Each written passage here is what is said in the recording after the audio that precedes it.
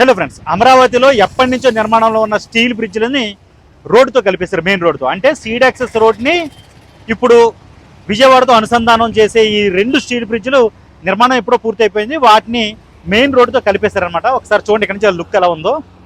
ఆ రెండు స్టీల్ బ్రిడ్జ్లు ఇక్కడ నుంచి కనిపిస్తాయి. మొత్తం నిర్మాణం అంతా పూర్తయిపోయింది. బట్ ఈ మెయిన్ రోడ్డుతో కనెక్టివిటీ కాస్త లేట్ అవుతూ వచ్చింది. ఇప్పుడు దాన్ని కూడా పూర్తి చేస్తారు. ఇప్పుడు మీరు చూస్తున్నారు కదా, ఈ రోడ్డు ఇదంతా కూడా విజయవాడ వెళ్ళే రోడ్డు. విజయవాడ నుంచి వస్తుంది అనమాట. ఇది విజయవాడ నుంచి ఇలా మంగళగిరి సైడ్ వెళ్ళిపోయే రోడ్డు ఇది. ఈ రోడ్డుతో దీన్ని ఇప్పుడు కనెక్ట్ చేస్తారు. మొత్తం అంతా పూర్తయిపోయింది. ఆగస్టు 15న దీన్ని అఫీషియల్గా ప్రారంభించడానికి సీఎం చంద్రబాబు రెడీ అవుతున్నారు. ఆల్రెడీ ఆయన స్వయంగా ప్రకటించారు దీనికి సంబంధించి.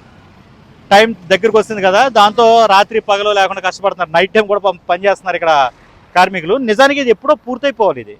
అయితే ఏమైందంటే మధ్యలో డిజైన్లో చిన్న తేడా రావడం, దాంతో నిర్మాణం మళ్ళీ పూర్తి కావడం, ఈ సీడ్ యాక్సెస్ రోడ్డుకి సంబంధించిన కొంత భూసేకరణ ఉండిపోవడం, ఇవన్నీ కలిపి చాలా టైం తీసుకుందనమాట. ప్రస్తుతం అయితే ఆ రెండింటిని కలిపేశారు ఆ మెయిన్ రోడ్డుతో.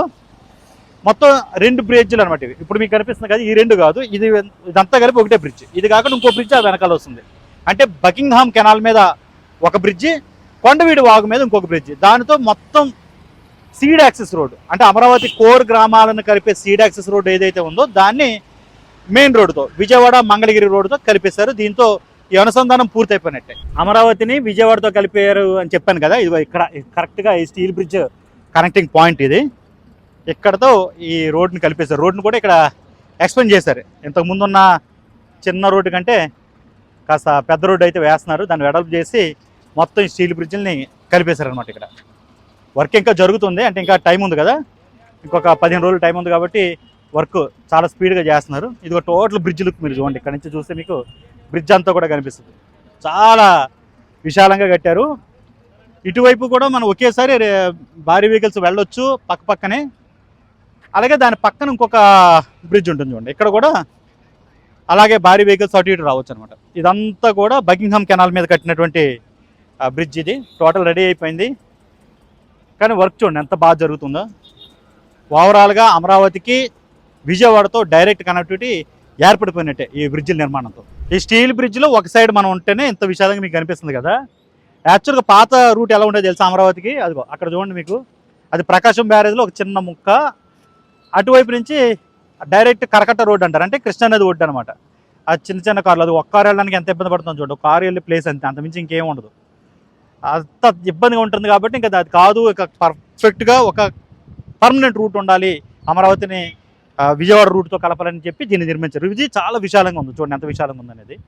ఇటు రెండు మళ్ళీ మీకు చూపిస్తాను. దీని అవతల ఇదంతా కూడా ఒకవైపే, రెండో వైపు కూడా సేమ్ ఇంతే వెడల్పుతో ఇంకొక పార్ట్ కట్టారు. దీనివల్ల ఇంకా ఎలాంటి ఇబ్బంది లేకుండా ట్రాన్స్పోర్ట్ రూట్ ఏర్పడిపోయినట్టే. ఈ కింద మీకు బకింగ్హామ్ కెనాల్ కనిపిస్తుంది చూడండి, అది ఎంత లోతుగా పునాదులు తీసి కట్టారనేది చూడొచ్చు. ఇక్కడ నుంచి కిందంతా బకింగ్హామ్ కెనాల్. ఇది మొత్తం ఆ వాటర్ అది వెళుతుంది. ఇప్పుడు వర్షాలు ఎక్కువ కురిస్తే కనుక వాటర్ చాలా ఫ్లోగా వెళ్తుంది. ఇక్కడ నుంచి చాలా, అంటే చాలా ఫోర్స్ ఉంటుంది ఇక్కడ వాటర్ వెళ్ళేది.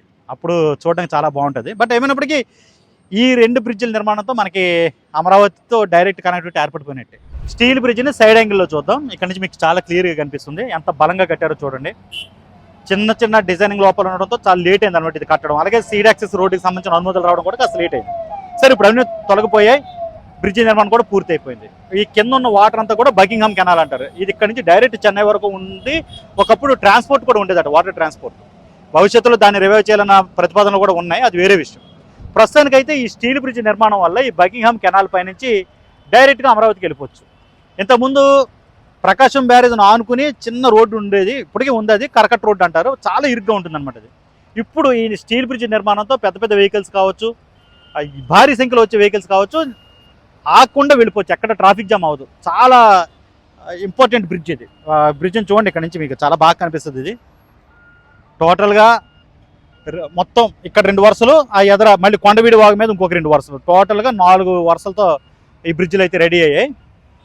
ఇప్పుడు ఈ నిర్మాణం చాలా దృఢంగా చేశారు.